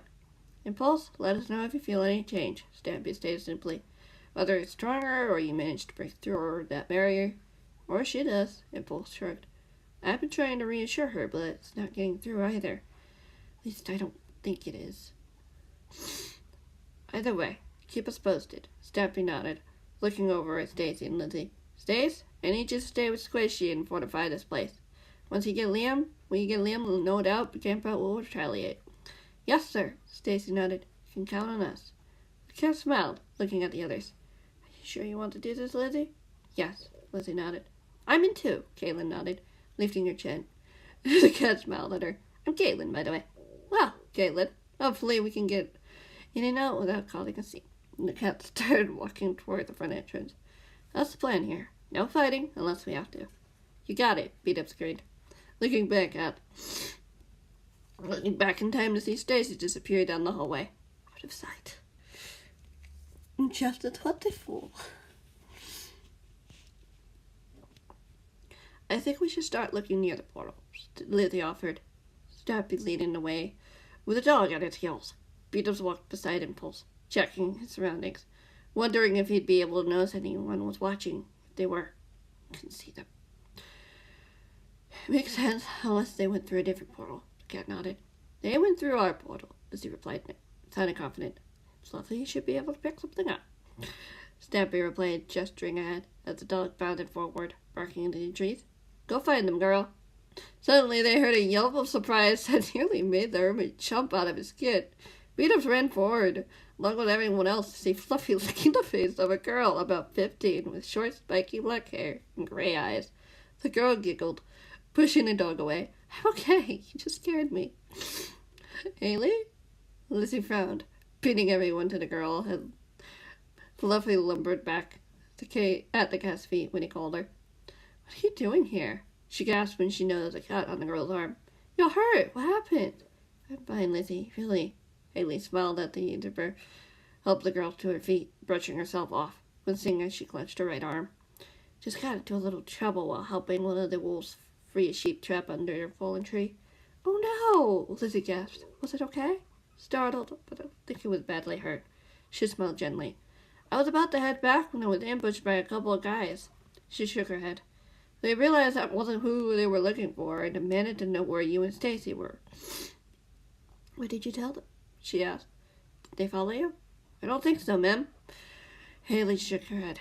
I told them you guys stayed at the premises per Rose's request. Lizzie sighed in relief. Good. I don't think they'll believe that story now, Beat-Ups reminded her. The YouTuber nodded solemnly. Unfortunately. Are you okay, though? You're okay, though? I'm fine. Haley nodded. I managed to get away from them, with help of one of the wild bears, but they wanted to take me and interrogate me. You should get to Stampy's base, Lizzie offered. Stacy's waiting there preparing. What are you doing here, ma'am? Haley looked over at the rest of the group. We're looking for Liam, Lizzie whispered quietly, saying something in the girl's ear. The hermit didn't hear. Haley didn't look pleased, but she nodded. Be careful, Lizzie, she insisted, looking over her shoulder. Do you need help finding it? Caitlin asked. I know where it is. I've been here before with Liam, Haley assured her with a smile. Who are you? Caitlin. My friends call me Kate. The other girl beamed. Maybe you should come with me. It might be too dangerous. Haley stopped. The girl shook her head. All right, I'll get out of your hair. If I see any trouble, I'll let you know. Thank you. Lizzie called back. I'll make it up to you, I promise. It's nothing, Liz. Haley grinned, bounding down the path. She'll be okay? Beat-Ups frowned warily. She's been through worse. Much worse. Lizzie looked away, following her eyes where Fluffy had gone. The dog was sniffing the ground around the portal, letting her out a low growl. Smell them? Stampy smiled encouragingly at the dog. Fluffy kept sniffing, walking toward the left, her nose on the ground before she stopped, pointing at the dirt. Are you sure? The dog barked determinedly. Stampy walked over, kneeling next to her. There's a tunnel down under here, according to Fluffy. There is? Lizzie frowned, approaching the cat, pulled out a shovel, digging away the dirt. Sure enough, revealing a deep, damp tunnel lit by torches. That looks fresh. Week or two, maybe? I think we found our way in. Stampy scratched the dog behind the ear. Keep watch for us, okay, girl? We'll be back, I promise. The dog licked the cat on the cheek, Caitlin giggling. I'll guard with her, Isaac offered, looking over at Beat-Ups. Is that okay? I'll be fine, Herman assured him. Very well. Stampy jumped down into the hole, followed by Lizzie, Impulse, and Caitlin. Blake and Beat-Ups followed a moment later. Try to stay quiet. We don't know if this path is guarded. Everyone nodded, following the cat down the tunnel, their footsteps echoing through the walls. No need to No one tried to make too much sound walking for what felt like an hour, but really no more than 10 minutes before arriving at the end, where a ladder lit up. Pulse, do you feel anything? Steppy asked. It's a little stronger. Pulse nodded. I'm not sure she can feel me yet, but if she can, she isn't letting on. Smart. Blake nodded. Someone would be listening to her thoughts. She wouldn't want to give us away. We have to be hang close, Sam said quietly. So starting to climb the ladder, opening the hatch slowly as he peeked out. We're at the end of a long hallway. I don't see any guards, but I hear voices. Voices? Beat-Ups asked, seeing the boy climb out the rest of the way. Shh. Debbie put a finger to his lips. Climbing after him, the rest of them did the same. I'll guard this end, Blake whispered softly, gesturing to a couple of abandoned barrels. Get Liam and Jem and get out as fast as you can. Don't worry, we'll be careful. Impulse nodded. Beat-Ups would smile encouragingly at the boy. The group crept down the hall, passing a room, which was full of voices, music, and laughter. What are they celebrating? Kate pursed her lips with unease. Probably someone's birthday, Beat-Ups said calmly. I don't know they did that here. Kate looked back at the door as they passed. But whose birthday it is doesn't matter, Impulse said simply. We're about to ruin their little fiesta by freeing their prisoners. Shh. Steppy smiled as he shook his head, gesturing for one of the doors. Start looking in the cells. Gillies. Lex. Beat-Ups stood up, peeking in through one of the windows of the iron doors. The room was empty. He looked back, seeing the others do the same. Jem, can you hear me? Impulse whispered, trying to keep his voice down. We're here to rescue you. Impulse? A faint voice, a little way down the hall, asked.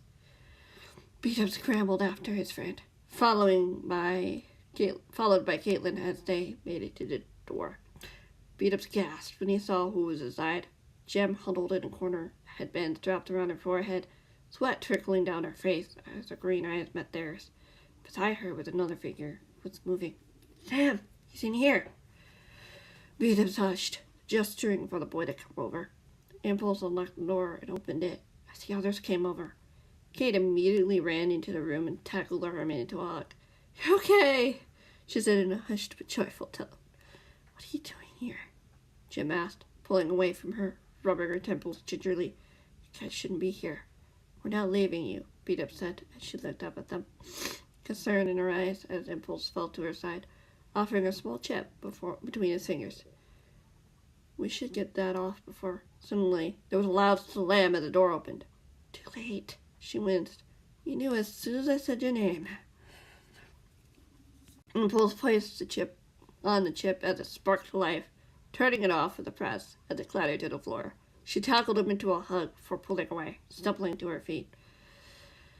Sam had fallen to the side of the other figure, rolling him onto his back, tears streaming down his face as the sound of footsteps pounded down the hall. We've got company, Stampy warned, Lizzie pulling out a sword as she pushed the cat behind her. How many? Impulse looked up, getting to his feet. Far more than you, a voice said from down the hall. Stampy yelped as something shattered behind him as one of them pounced. Stampy! Lizzie dove to his aid, gasping as another man grabbed her, pulling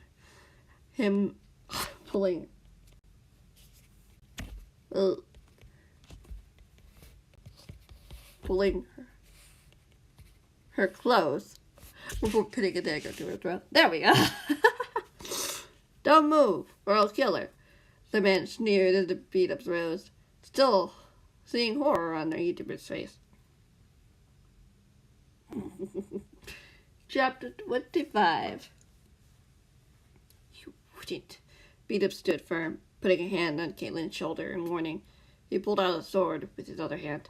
Lizzie! Jem shouted, putting a hand to her mouth. I will. The guard narrowed his eyes, glancing over to Jem. And Jem, thank you for helping us, Gemini. Tears filled the hermit's eyes as she shook her head, looking over at Impulse. I tried to warn you. Sorry, I didn't get the message. Pulling out his own sword, he stepped in front of Jem. Let her go. I think Campbell will want to see her. Maybe she can give us more help. Like she bowed. The guard pressed a dagger close to Lizzie's throat. Other YouTuber gasped in pain. Is the cat down? Knocked out cold. The guard reported as 4 men appeared. No! Sam stood, pulling his fist, his deep blue eyes alive. If you hurt him... I haven't hurt him. Relax, the guard snickered. Just easier to deal with the rest of you as one with less capable fighters.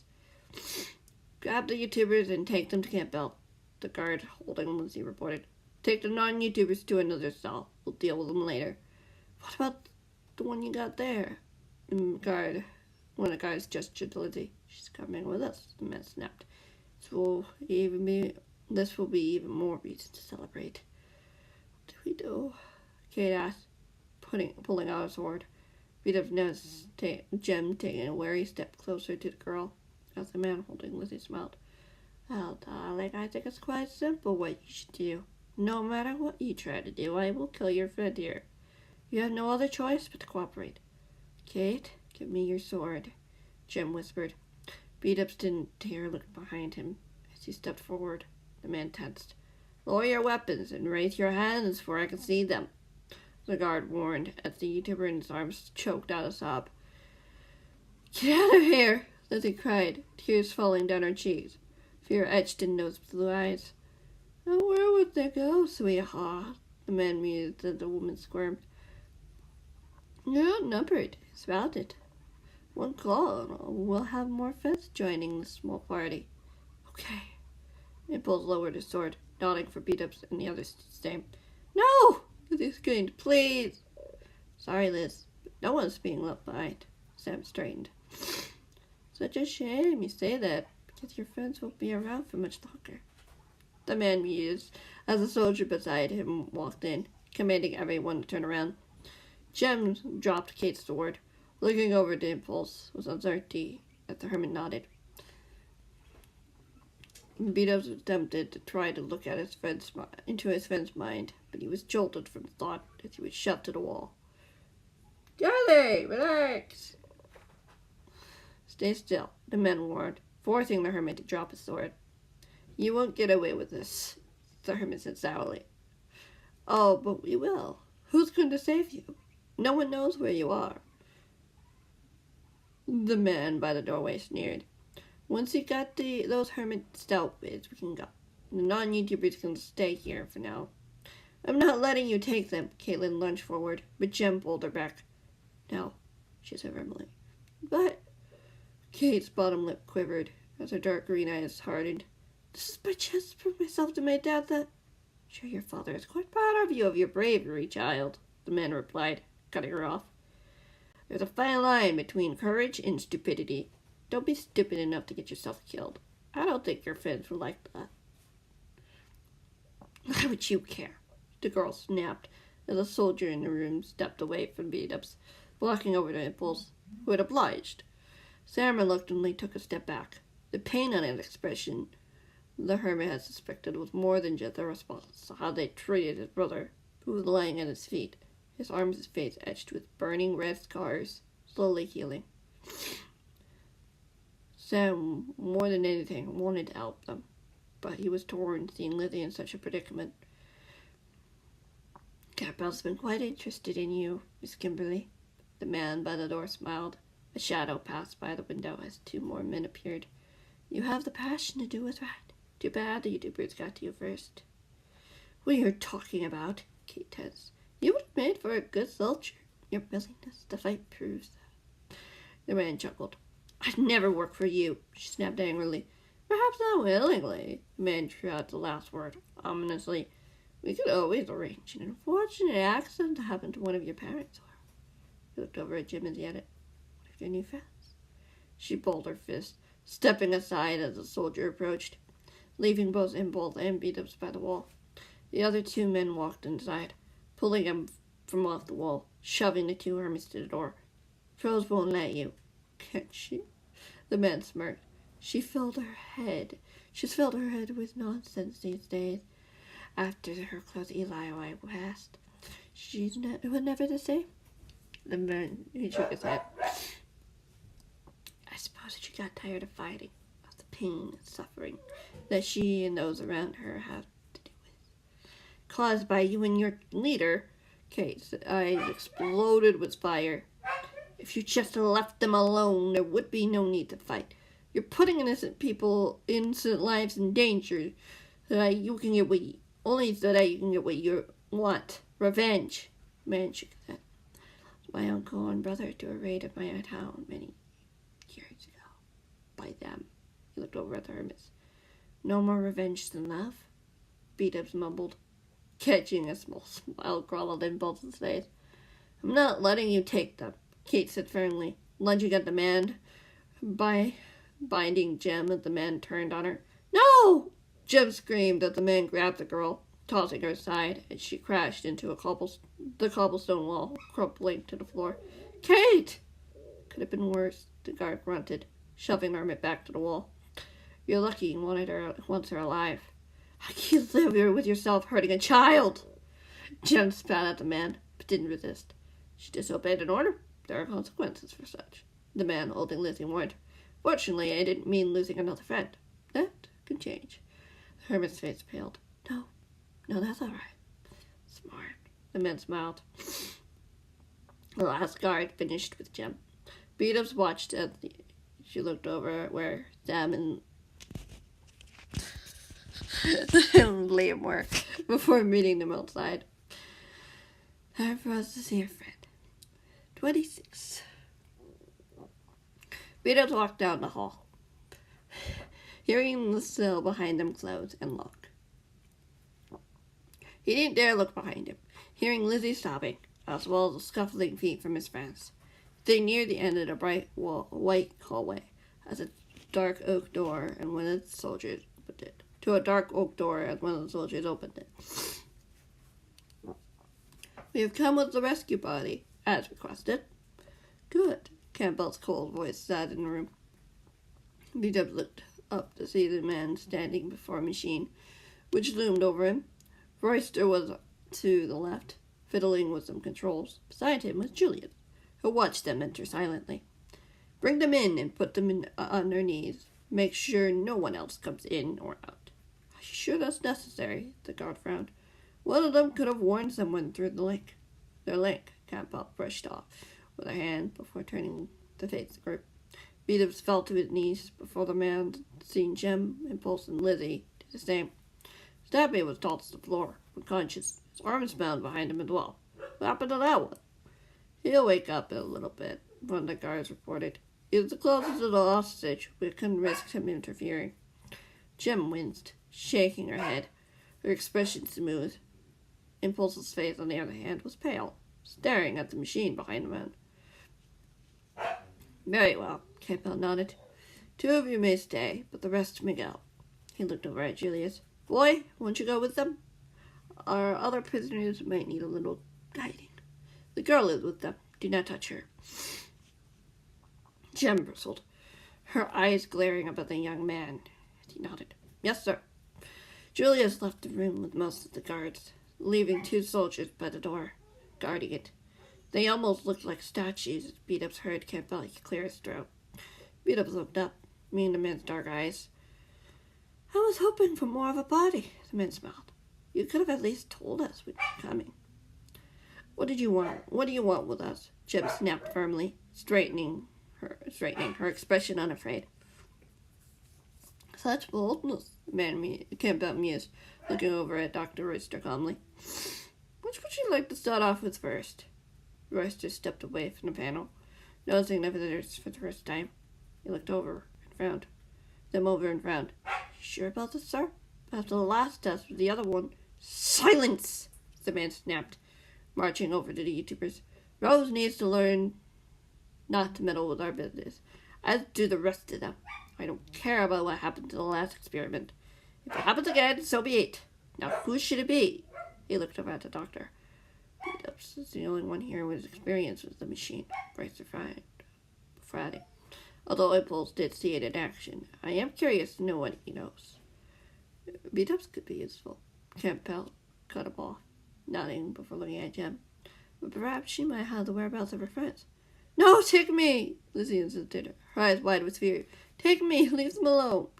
So noble, Campbell chuckled. Fortunately, I have other plans for you, Elizabeth. Otherwise, I might consider it. Stepping around beside Lizzie as the YouTuber paled, Beat-ups could see her shaking under the man's gaze. You won't get away with this, won't I? The campout smiled, standing in front of the woman. You can't stop me from taking one of your friends, more than Rose can stop me from hurting you, or her own nephew. I'm not sure you can guarantee that either, Impulse admitted, redirecting the man's attention. I'm the one you want. Impulse, no! Gem screamed, shaking her head vigorously. I'm the one who made the antidote, Impulse replied calmly. After your friends kidnapped Liam, I managed to concoct a mix that saved my life. That's why you didn't die, Impulse thought softly. Where is the antidote? You won't find it, Impulse lifted his chin. I hid it somewhere only I could find. You'd have to put me in that machine if you want to learn the truth. You know I'm a terrible liar. The doctor nodded. That is true, sir.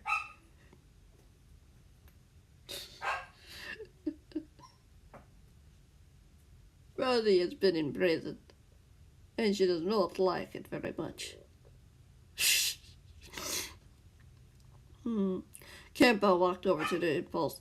Beat-ups could see the pain looking on Gem's face. Beat-ups swallowed. Are you sure you know what you're doing? Beat-ups reached into his friend's flank. I'm buying time. He'll find out the truth anyway. He won't change anything. He would want to make sure any chance of the antidote is gone. Impulse assured him. Please, Impulse, don't do this. Gem's thoughts pleaded, surprising Beat-ups. Trust me, I know what I'm doing. Impulse replied confidently. He yelped as Campbell grabbed him by the arm, pulling him to his feet. Beat-ups watched helplessly as the man dragged him toward the machine. Another voice whispered in Beat-ups' mind. The hermit almost speaking the question on his tongue aloud before stopping himself. Just then, a door behind them exploded. Kaboom!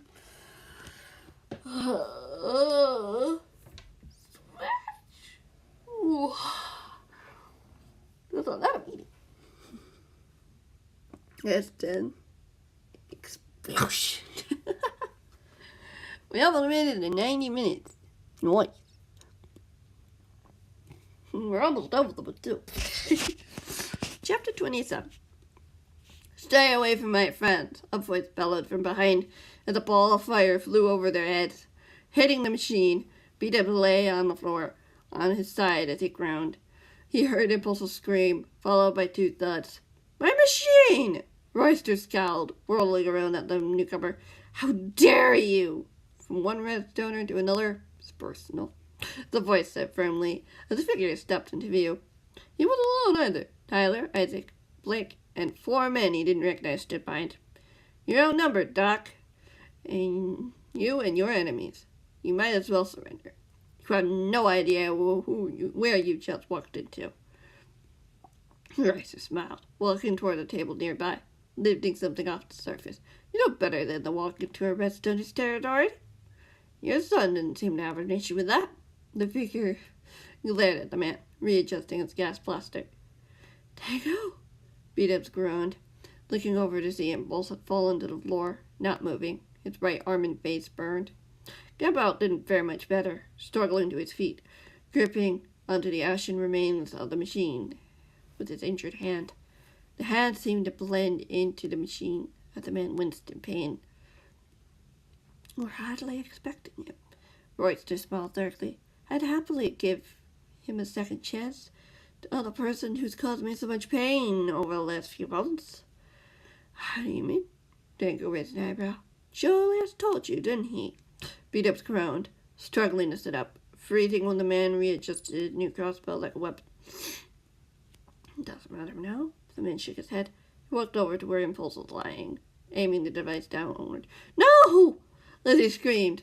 Beat-ups looked over to see Gem struggling against her restraints, desperately. Lizzie's face looked ghostly pale, her cheeks soaked with tears. There are consequences for your actions, Royster said calmly, pressing the weapon to Impulse's head. Anger filled Beat-ups, wanting so badly to lunge at the man. First they had taken his kids from them, and now the man thought he had the right to take more. Lower your weapon, Hermit. Tell your friends to join on their knees. Tell your friends to join you on your knees. We'll finish him. don't think I could let you do that, Uncle, Blake said defiantly, tossing something into the air. Before Royster could react, the young man reappeared behind him, grabbing the man as the doctor dropped a weapon. Isaac and Tyler came forward, coming to the boy's aid as Royster began to yank the boy off him. Suddenly, another fireball exploded. Beat-Up's hearing a yelp of surprise, looking over his shoulder to see an entranceway blown open, fire consuming it. Beat-Up's Campbell staggered back warily, his face ghostly white, contorted with pain. I don't think you're going anywhere either. You'll regret your involvement in this war, Hermit, Campbell sneered, pulling something out of his pocket. Can't protect everyone. No, Jim gasped, realizing what the man was doing as Campbell dropped the communicator, bolting for the entrance. Leaping over the flames and limping down the hall, 6 more men appeared inside the hidden tunnel, hiding the man from view. Oh no. Tango gulped, aiming his blaster as he fired. Jem sprung to her feet, now freed from her restraints as Tango hit one of the men, who screamed in pain as he was engulfed in flames. Kill them! Kill them all! Royster screeched from under Tyler, who held the man down as he pinned his arms to his back. Jem! Tango! We need to get everyone out of here. Blake. You need to get everyone out of here, Blake said firmly. We're not leaving you, Jem said firmly, falling next to Beat-Ups as she unbound his wrists. She whispered in his ear, Ulysses and Stabby, I'll take care of Impulse. Beat-Ups nodded, rubbing his wrists as he was starting to turn red as he crawled over to Lizzie. The woman was sobbing quietly now, shaking. Liz? Sorry, I'm so sorry. She looked up at the hermit. None of this is your fault. Beat-Ups reached over, untying the knot, looking up as he heard a shout, just as one of the other men fell feet from him and the others. Liam hadn't gone with me, she whimpered. No, you know better than to blame yourself. Beat-Ups helped her sit up. You weren't the one who tortured Liam. You weren't the one who led us into a trap. You weren't the one who made the antidote. You did nothing wrong. Lizzie sobbed again, falling into the hermit as she hugged him tightly. Beat-Ups pulled her close, not wanting to let go. I'm sorry, she whispered again. We'll get through this. Trust me. He pulled away, looking away from her as he unfastened Stampy's restraints, gently shaking him by the shoulder. The cat groaned, opening his eyes as he sat up, rubbing his head as he winced. What's going on? Is everyone... The cat started before his eyes widened. Look out! The Beat-Ups yelped as the cat shoved both him and Lizzie to the floor. The fireball flew over where their heads had been moments earlier. Beat-Ups! Jem called by the doorway, her green eyes filled with worry. She held Impulse's limp form over her shoulder. Tango lumbered toward her side, holding his gas blaster as he blasted a man who had retrieved Royster's weapon. The man shrieked before disappearing into a ball of flame. Come on, we need to go, Beat-Ups insisted, pulling Lizzie to her feet, Stampy jumping to his feet as well, grabbing his sword as he sent one of the last 2 men flying against the wall. The man's arm ablaze. Beat-Ups could see Tyler at the cat's feet, Stampy offering a hand to the startled man before the cat pulled him up.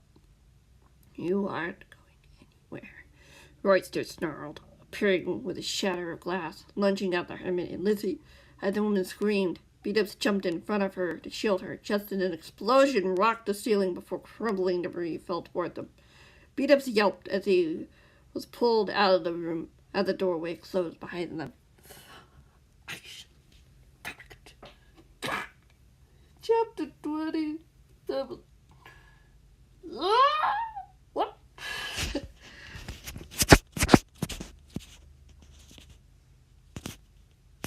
Sure, 227 wouldn't what it meant to me. Uh-oh. Uh-oh. I lost it. Sorry. Spoilers.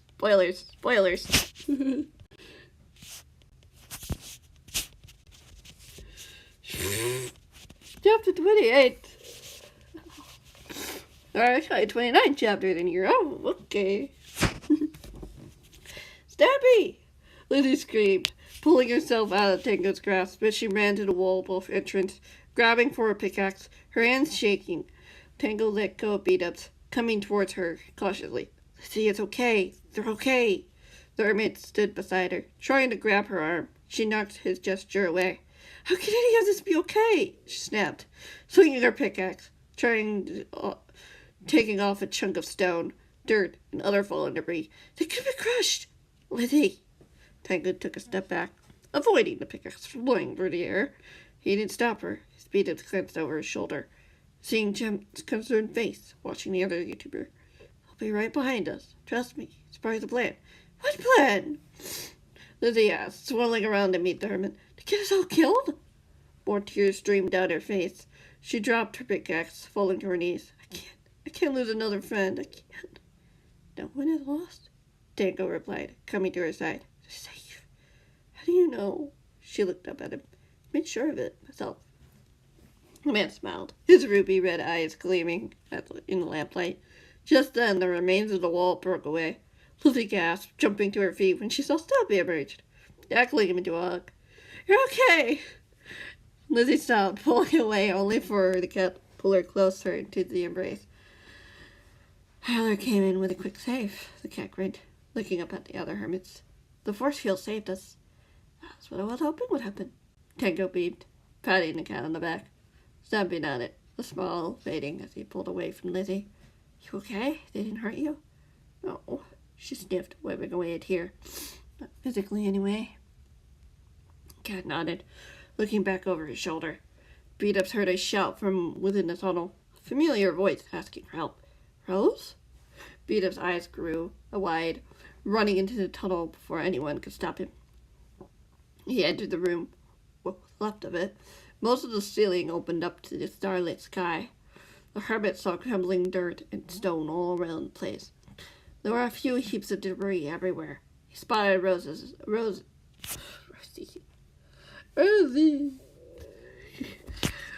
Rose attempting to pull off a piece of rubble. Tyler, Isaac, and Blake pitching in.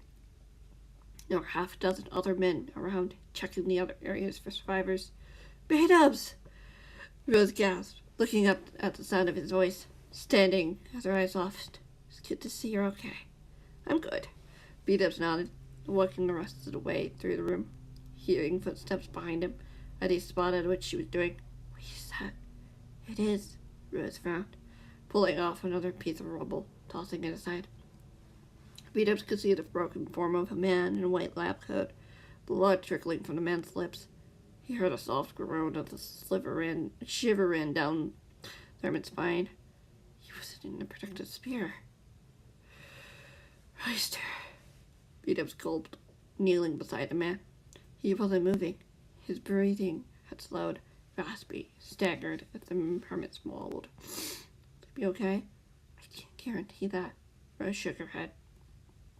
"He doesn't have your healing factor, like Gerald." "Wait, Gerald has a healing factor?" Beat-Up's eyes widened. "I assume so. I can't understand how else he could have survived that creeper explosion otherwise." Rose shook her head. "That's interesting." Beat-Ups nodded. "Never knew he was a hybrid." "I don't think he does either." She chuckled. "Gerald may be distantly related to you for all we know, but Reister here. I can't do so much to help him." "Shouldn't we try?" a voice asked from behind him.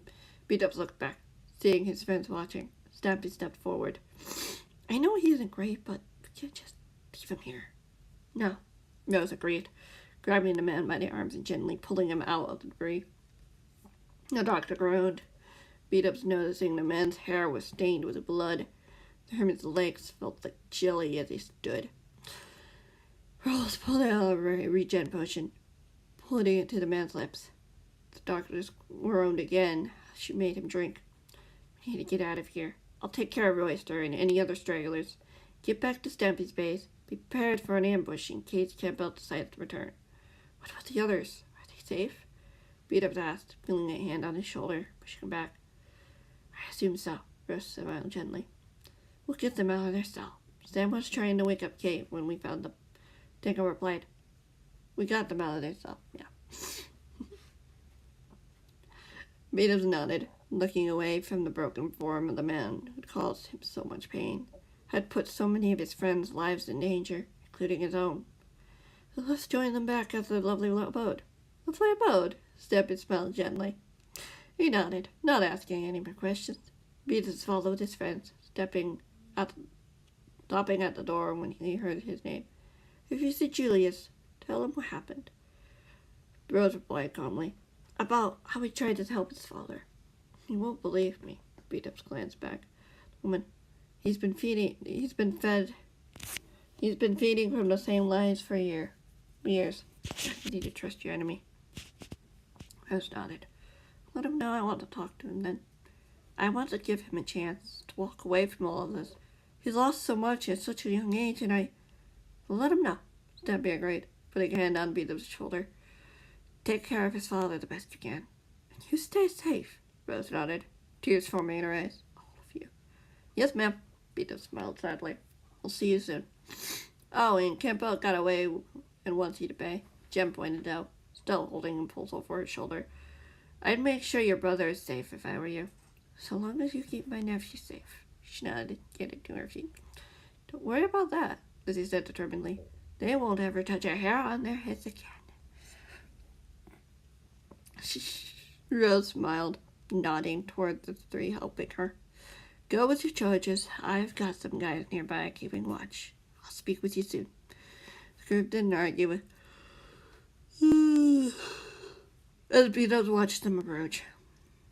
Isaac immediately tackled a hermit into a hug. Beatus slipped out, a whimper of relief and joy. Let's get out of here. Isaac pulled away from the hermit, wiping a stray tear from his face, nodding toward the tunnel. He looked exhausted. It's been a long day, Beatus mumbled, shaking his head with a wide grin. You saved our lives. Is this my job? Isaac giggled, grabbing the hermit by the arm and pulling him through the tunnel behind Blake and Tyler.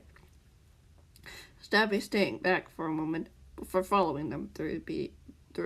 Beatus didn't argue, following his friends, eager to get back to the base and hopefully get some much needed rest. Get I know. You do not need to be dramatic. You do not need to be so dramatic.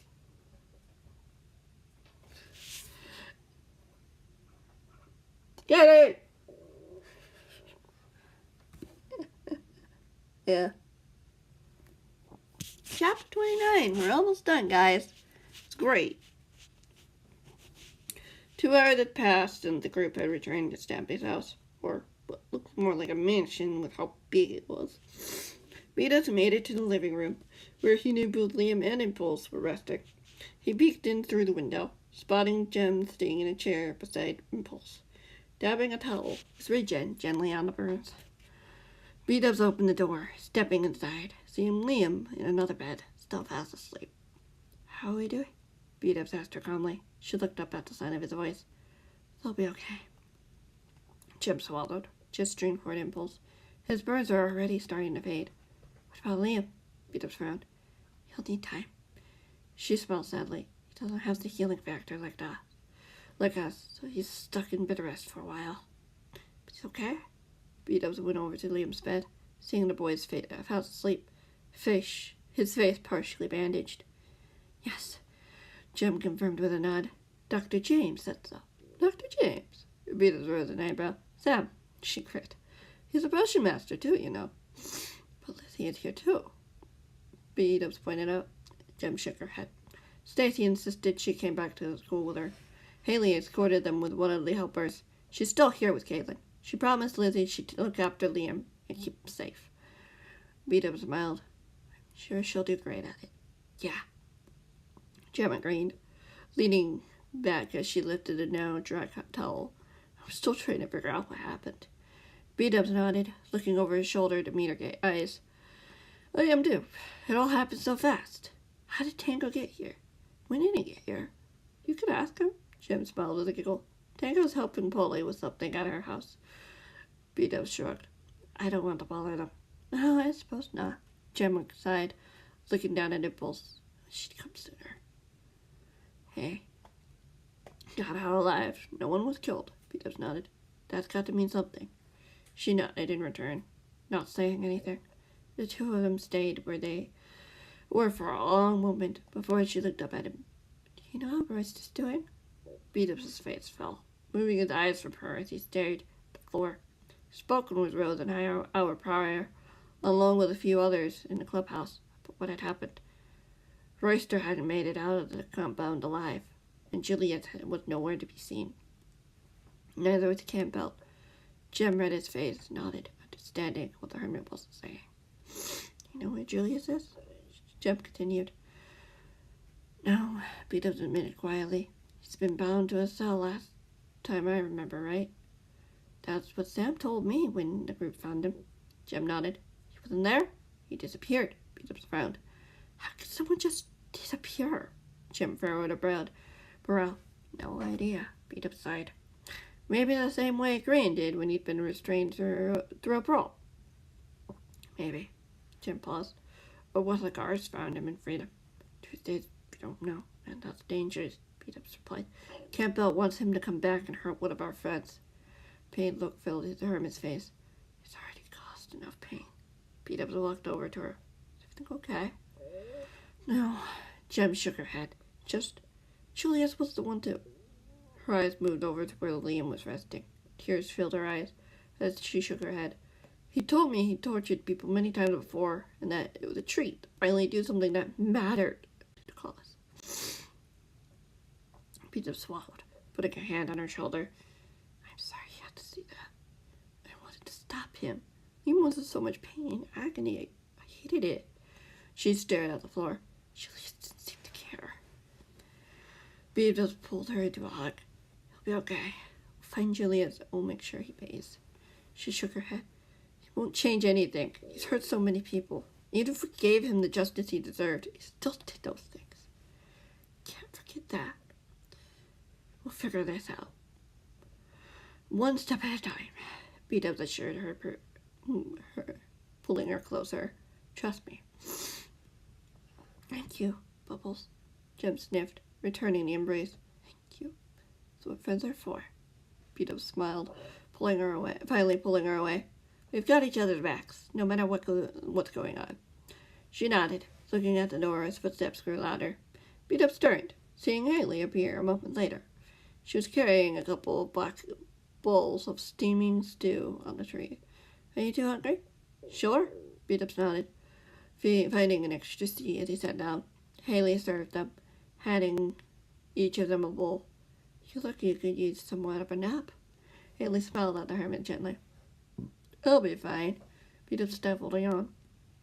It's the crack of dawn. Don't worry, you'll be safe here. Haley assured him, as Beavis finished his bowl, handing the empty container to the girl. Besides, I made a promise to my mentor. My job is to keep these two safe. Specifically, Leah. Beavis pointed out. Impulse will be up and walking in no time. Of course, Haley nodded. You'll probably have to return home. Liam will be okay here? Jem asked wearily. Yes, I spent my whole life preparing for a time like this. She straightened. He'll be safe here while he recovers. And maybe one day someone will give me a chance to help others. Give it time, Beavis smiled encouragingly at her. It might be sooner than you think. Really? She raised an eyebrow, catching Jem down as well. We're making more towers at my base so we can have people stay, like interns. Jem replied. It'll give them the experience they need that no one gives them. Haley's eyes shone. That's so kind of you. That's what we do, Beavis shrugged. We see a problem, and we try to solve it. Maybe more people could make room if they see us doing it. Stappy probably could make more space if you offered the idea, Jem pointed out. You could work with him on the project if you want, after all. The guest room is a bit too small for the number of kids that could be here.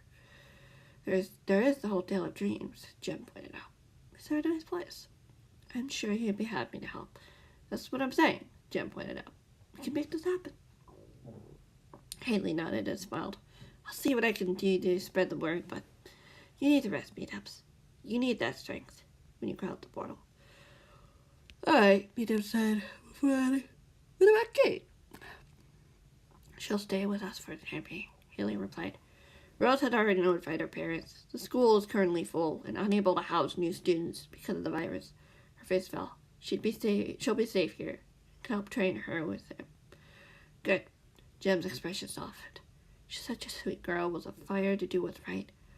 And Campbell was interested in recruiting her. Haley stiffened, nodded. All the more reason to keep her safe. She won't be alone. Not with you or the helpers around, Beat-Ups assured her. She'll be okay. She's capable of taking care of herself. Girl smiled and looked toward the door. She just reminds me so much of my little sister. That's all. We trust you, Peter said determinedly. Jim and Scar have hung out with these people the longest. I don't think you have to have many issues. Let's hope so, the girl replied, gesturing toward the empty beds. Go get some rest, Beat-Ups. If all goes well, you'll be able to return home. Return tomorrow afternoon, at the earliest. Yes, ma'am, Beat-Ups mused, getting to his feet. As he trudged over to the bed, climb again. You'll get some sleep too, right, Jim? Of course. Jim smiled weakly. The other hermit closed his eyes, drifting off into a dreamless sleep. We are done. We are done here. We are done here. Yeah. We can go on to the next story eventually. I don't know when. But yeah, as you can probably hear from the sound of my voice, it's probably a good time to end. And yeah. Thank you guys so much for watching. I do hope you enjoyed. And I will see you in the next one. Whatever that might be. Whether it be Minecraft, or the next part of the story, or I just take a break for a little while. I don't know. It just depends. I mean, the story I have so far is not bad. Just a bit different. I mean, not too different from what I've done in the past, but still different than what I've done for the last couple of years. It feels like